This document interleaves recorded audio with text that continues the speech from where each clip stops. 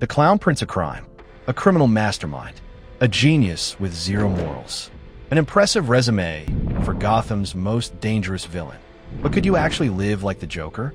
In this video, we're breaking down what it really takes to be this twisted character and whether a human could survive his lifestyle. Could you handle living in constant chaos? How smart would you need to be? How would you even fund all those crimes? We'll look at what the character shows us and see if it's possible in reality.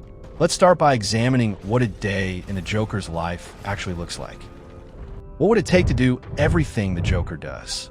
Based on what we see across comics, movies, and shows, his routine is anything but normal. Unlike regular people who wake up at a specific time, the Joker catches sleep wherever and whenever he can. In some comics, he mentions dreams and needing sleep, but there's no set schedule. His day doesn't start with breakfast. It starts with escaping from Arkham Asylum or the Gotham State Penitentiary. And he's really good at it. According to the comics, he breaks out constantly. Once he's free, the work begins. The Joker spends time preparing his weapons and gadgets.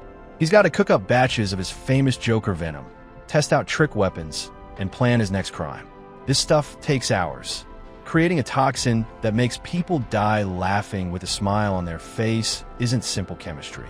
Then there's the physical side.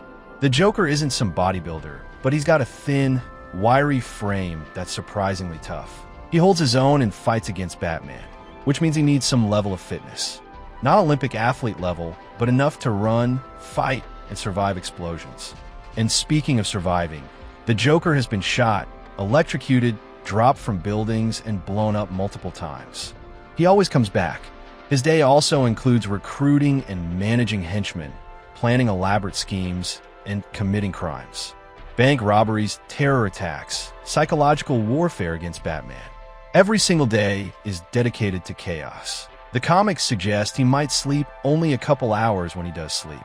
That's nowhere near the 8 hours doctors recommend. Living on minimal sleep while staying this active? That's brutal on any human body.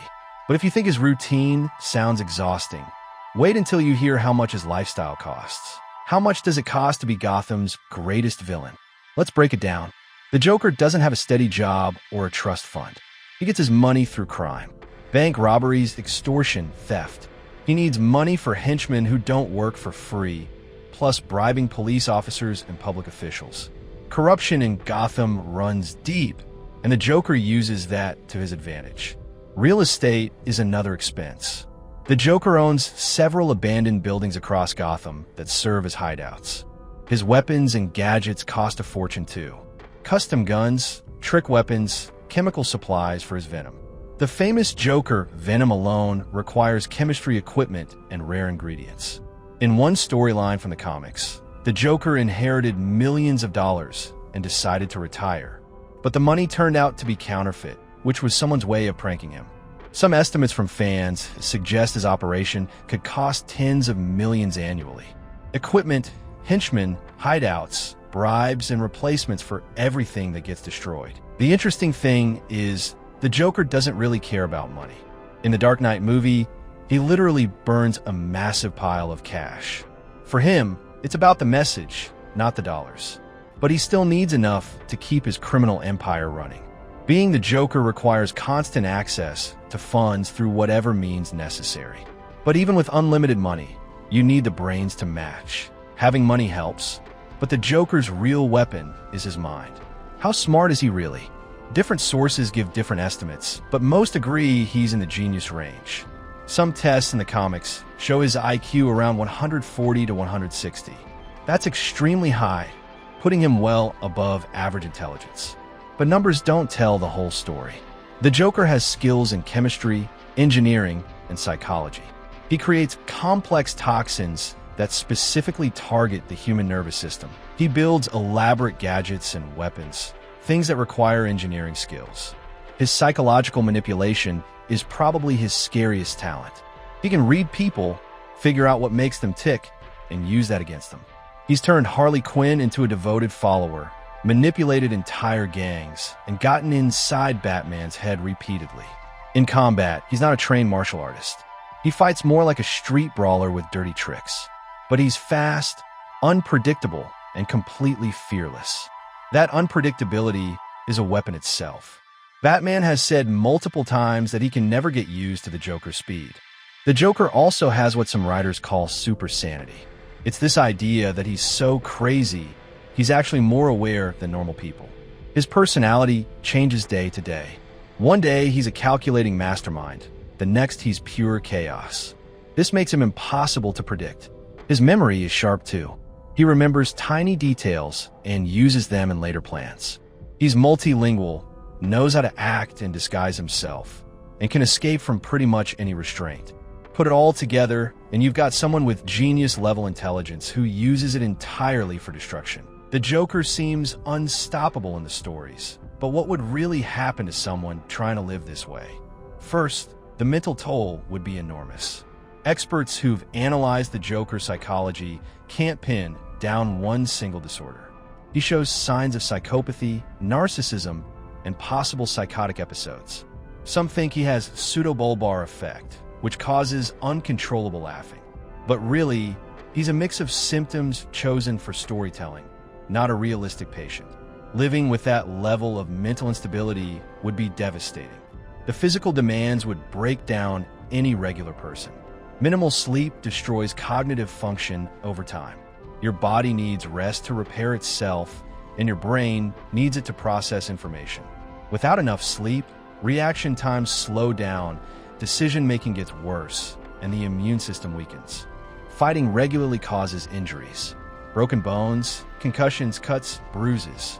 The Joker takes serious beatings from Batman and others.